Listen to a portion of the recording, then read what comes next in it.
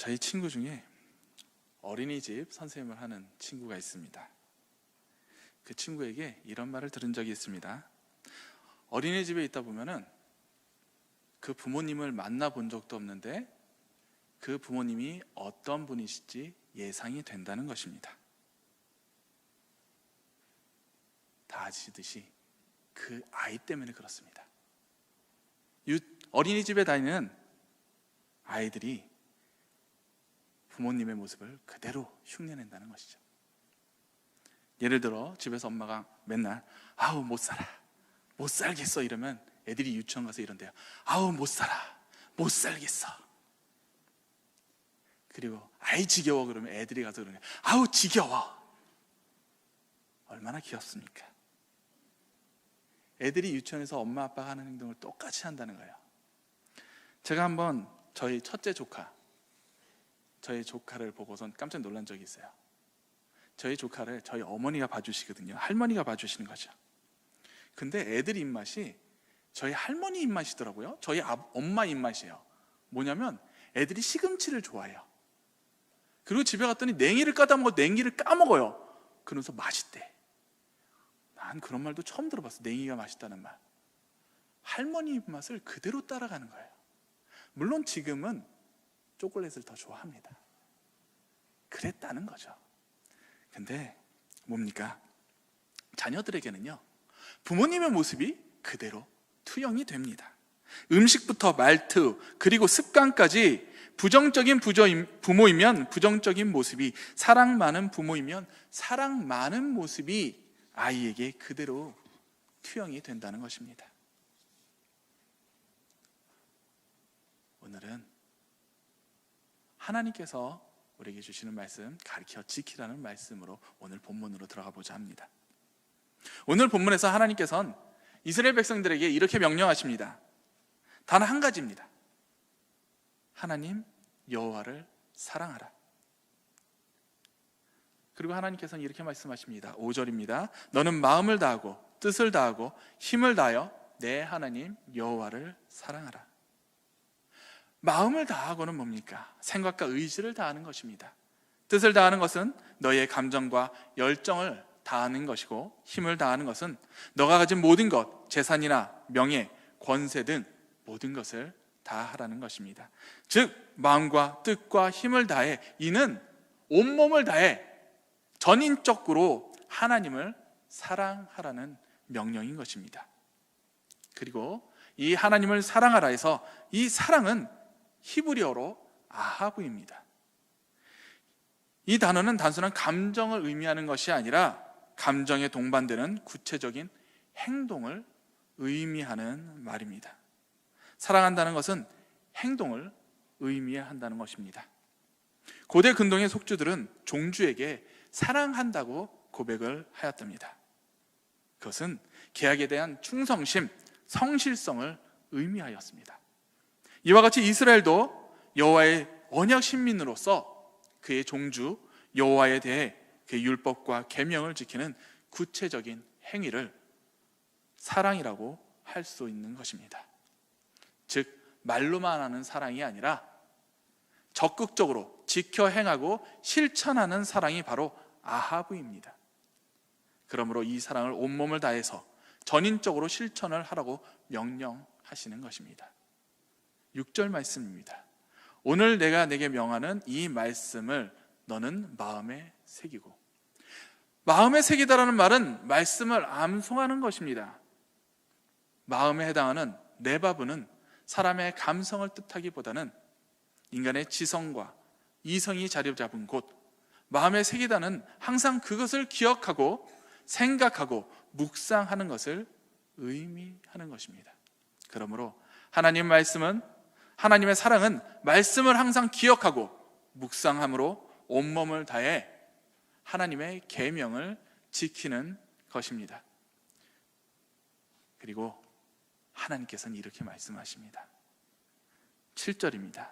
내 자녀에게 부지런히 가르치며 집에 앉았을 때든지 길에 갈 때든지 누워 있을 때든지 일어날 때든지 이 말씀을 강론할 것이며. 너희가 행하고 있는 그 하나님을 사랑하는 법을 그대로 자녀에게 가르치라는 것입니다. 어떻게 가르치라고 말씀을 하십니까? 집에 앉아 있을 때든지, 길에 갈 때든지, 누워 있을 때든지, 일어날 때든지, 언제든지 말씀을 가르치라는 것입니다. 이는 언제 어디서나 어떤 상황에서도 가르쳐야 된다는 것입니다. 하나님을 사랑하는 법을 가르치는 것, 그것이 그 무엇보다 우선이 돼야 한다는 것입니다. 삶에서 가장 우선순위인 하나님 사랑을 우리 자녀에게 가장 먼저, 가장 중요하게 가르쳐야 함을 말씀하십니다. 우리 성도님들은 이 중요한 하나님 사랑을 자녀에게 어떻게 가르치고 계십니까? 아니, 어떻게 가르치셨습니까? 가정에서 어떻게 신앙교육을 하셨습니까? 오늘날 많은 성도님들이 신앙교육을 온전히 교회에 맡기시는 분들이 계십니다. 신앙교육은 교회에서 하는 거야. 그렇죠, 맞습니다. 교회에서 하는 것이 맞습니다. 그런데 제가 다른 질문 한번 드려보겠습니다. 학교 공부는 그럼 학교에만 맡기시나요? 어떠신가요? 학교 공부는 학교에서만 하면 됩니까? 우리 장로님 학원을 하시는데 죄송합니다. 우리는 학교에서 학원, 그리고 과외까지, 그리고 집에서 공부를 하는 것까지 일일이 체크하고 내가 가르칠 수 있으면 심지어 가르치시기까지 하지 않으셨습니까? 신앙은 교회에서 가르치면 되는데 학업은 모든 것을 동원해서 가르치고 있습니다. 7절 말씀 다시 한번 제가 읽어보겠습니다. 내 자녀에게 부지런히 가르치며 집에 앉았을 때든지 길에 갈 때든지 누워 있을 때든지 일어날 때든지 이 말씀을 강론할 것이며, 근데 이 말씀이 공부로 바뀐 것 같습니다. 이렇게요. 내 자녀에게 부지런히 가르치며 집에 앉았을 때든지 길을 갈 때든지 누워 있을 때든지 일어날 때든지 이 공부를 가르치며. 신앙생활을 하면 내 삶이 더 윤택해지거나 우리 자녀의 삶이 윤택해지거나 더 부유해지지는 않지만 공부를 잘하면 내 자녀의 삶이 윤택해진다고, 풍요해진다고 믿기 때문이 아닐까요? 제가 살던 동네에 친구가 있었습니다. 그 친구는 공부를 저보다 잘했습니다. 아주 잘했어요. 그리고 그 친구의 어머니는 교회 집사님이셨습니다. 그 친구와 저는 독서실을 같이 다녔었어요. 근데 하루는 저한테 와서 고민이 있다고 저에게 이런 얘기를 하더라고요. 덕호야, 어떡하냐? 왜? 우리 엄마가 교회 가지 말래. 무슨 소린가 했어요. 그랬더니 교회는 대학 가고 나서 가도 돼. 여긴 그러신 분들 아무도 없을 줄 믿습니다. 좋은 대학을 가기 위해서라면은 교회에 가는 시간마저도 걸림돌이었던 것입니다. 미국으로 이민 온 사람들의 가정을 조사를 했더니 그 이유를 물어봤습니다. 왜 이민을 왔냐고. 그랬더니 대다수의 가정들이 자녀 교육을 위해서 이민을 왔다고 얘기를 한다는 것입니다. 자녀 교육을 위해서라면 자기의 삶의 터전도 바꾸고 자기의 삶도 다 포기하고 희생하는 것입니다. 내 자녀가 이 세상, 이 땅에서 잘 살 수만 있다면, 세상의 성공이라는 것을 할 수 있다면, 그를 위해서라면 모든 것을 할 수 있다는 것이죠. 아까 말했던 제 친구는 정말 잘 됐습니다. 어머니가 원하듯이 그 유명한 고려대에 들어갔어요. 그리고 삼성이라는 대기업도 들어갔습니다. 그리고 신앙을 잃었습니다. 우리는 무엇을 원하는 것일까요? 제 조카가 초등학교 저학년 때의 이야기입니다. 제 동생이 살던 동네는 양재였습니다. 그곳의 어머니들의 교육열은 정말 대단했습니다. 그래서인지 저희 재수 씨도 저희 조카에게 항상 불만이 많았습니다. 학업을 따라가지 못한다는 거죠. 제가 봤을 땐 충분히 잘하는데 재수 씨가 봤을 때는 많이 모자랐나 봅니다. 그래서 대치동의 유명한 학원에 조카를 보내고 항상 어디 학원이 좋은지, 어느 선생님이 잘 가르치는지 항상 관심을 갖고 있었습니다. 언제나 성적에 대한 이야기는 끊임이 없었습니다. 같이 어울리는 엄마들이 다 대치동 엄마들이라 이런 정보가 너무나도 빨랐습니다. 그런데 이러던 동생네가 갑자기 중대한 결정을 했습니다. 우리가 잘못하고 있다는 것이죠. 학업에 성적만 걱정을 하다 보니 자녀에 대한 불만만 계속 쌓인다는 것입니다. 만족이 안 되니까 자녀와의 관계는 계속해서 나빠져만 갔습니다. 그래서 결심을 하게 됩니다. 조카 둘을 기독교 대안학교에 보내기로 결심을 하고 이사를 가기로 하였습니다. 그리고 그 집에 변화가 찾아왔습니다. 매일 아이들과 성경에 관한 이야기를 하고 있습니다. 함께 말씀을 읽고 말씀에 대해, 성경에 대해, 신앙에 대한 이야기를 매일같이 나눕니다. 아이들이 말씀을 물어보고 있습니다. 배운 말씀을 부모와 함께 나누고 배운 찬양을 집에서 부릅니다. 동생네 부부의 결정으로 아이들의 교육이 바뀌었습니다. 가정이 바뀌었습니다. 부모의 관심이 무엇이냐가 자녀의 교육의 방향이 결정이 됩니다. 세상에 성공이 우선순위라면 신앙은 밀릴 수밖에 없습니다. 부모가 먼저 신앙의 우선순위를 두고 삶의 방향을 두지 않는다면 우리 아이들은 변하지 않습니다. 신앙의 교육은 교회에서만 이루어지는 것이 아니라 가정에서 이루어져야 합니다. 부모의 전인적인 하나님의 사랑이 가정에서 자녀에게 전해져야만 할 것입니다. 전에 교회에서 친한 집사님들이 이런 고민들을 얘기하신 적이 있었습니다. 자녀들이 교회를 나가지 않는다는 것입니다.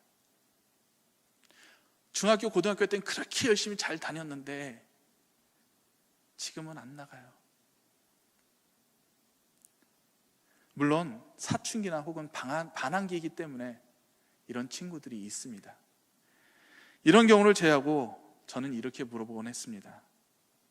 집사님, 집에서 공부하라고 말씀하시죠? 네. 그럼 혹시 성경 같이 읽자고는 해보신 적이 있으세요? 함께 예배드리자고 말씀을 함께 나눠보신 적이 있으신가요? 불행히도 거의 없으시더라고요.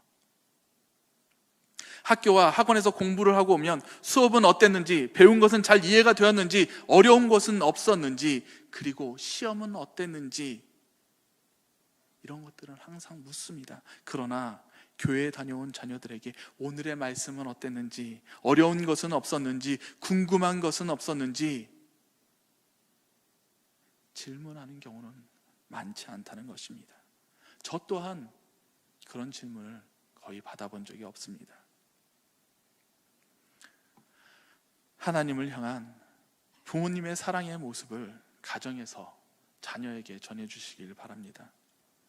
온몸을 다해 전인격적인 하나님을 향한 그 사랑의 모습을 때와 장소와 상관없이 자녀에게 전해주시기 바랍니다. 가르쳐 주시기 바랍니다. 8절, 9절 말씀입니다. 너는 또 그것을 내 손목에 메어 기호를 삼으라. 내 미간에 붙여 표로 삼고 내 문설주와 바깥문에 기록할지니라. 항상 말씀을 가까이 하라고 말씀하십니다. 말씀이 항상 나의 삶이 되어야 합니다. 우리의 자녀가 그것을 보고 자랄 것입니다. 2020년 목회 데이터 연구소에서 교회에 출석하는 중고생 500명을 대상으로 신앙에 가장 영향을 준 사람을 조사하였습니다. 자녀들의 신앙에 가장 큰 영향을 준 1위는 누구일까요? 누구라고 생각하십니까? 예? 목사님이요? 예? 부모님이요? 어머니? 예, 맞습니다. 어머니입니다. 그럼 2위는 누굴까요? 아버지예요. 아버지가 2위예요. 좀 안타깝긴 한데, 근데 3위가 목회자입니다. 그리고 4위가 교회 친구와 선배입니다. 안타깝게 교회 선생님이 없어요. 퍼센티지를 말씀드리겠습니다. 어머니가 37%, 아버지가 27%, 목회자가 13%, 교회 친구와 선배가 8%로 나왔습니다. 교회에서요, 예배를 드리고 설교를 듣고 교육을 받는 것보다 부모님의 영향력이 압도적으로 높다는 것입니다. 부모님이 바뀌면 자녀가 바뀝니다. 신앙의 교육은 교회에서만이 아니라 가정에서 이루어져야 합니다. 하나님의 사랑은 가정에서 이루어져야 하는 것입니다. 여호와 하나님을 사랑하라, 온몸으로 말씀을 지켜 행하라. 그리고 이것을 가르쳐야만 한다고 말씀하고 계십니다. 신앙을, 하나님 사랑을 전해주시기 바랍니다. 아이들 교육 중 가장 좋은 교육 방법은 공부하라고 말로 하는 것이 아니라 부모가 솔선수범을 하는 것이라고 합니다. 부모가 먼저 책을 보고 부모가 먼저 배움을 추구한다면 그것을 자녀가 보고 배운다는 것이죠. 이것이 가장 큰 교육이라고 합니다.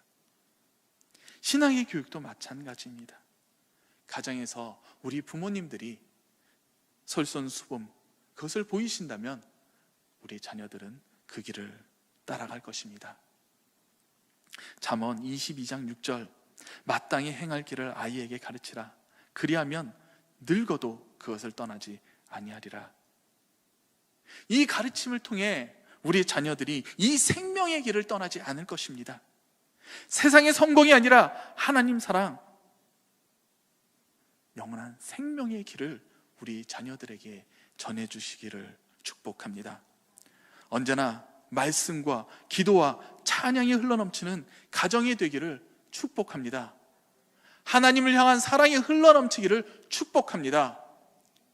우리의 자녀를 하나님께서 책임지실 것입니다. 아멘. 이 시간 함께 기도하시겠습니다. 하나님 아버지 감사합니다. 하나님 여호와를 사랑하라. 그리고 그것을 가르치라 말씀하셨습니다. 아버지, 가르치게 하여 주시옵소서. 생명의 길로 우리 자녀들이 걸어가게 하여 주시옵소서.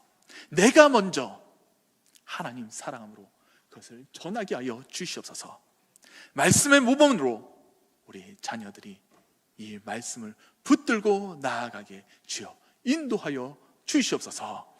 예수 그리스도를 받들어 기도드리옵나이다. 아멘.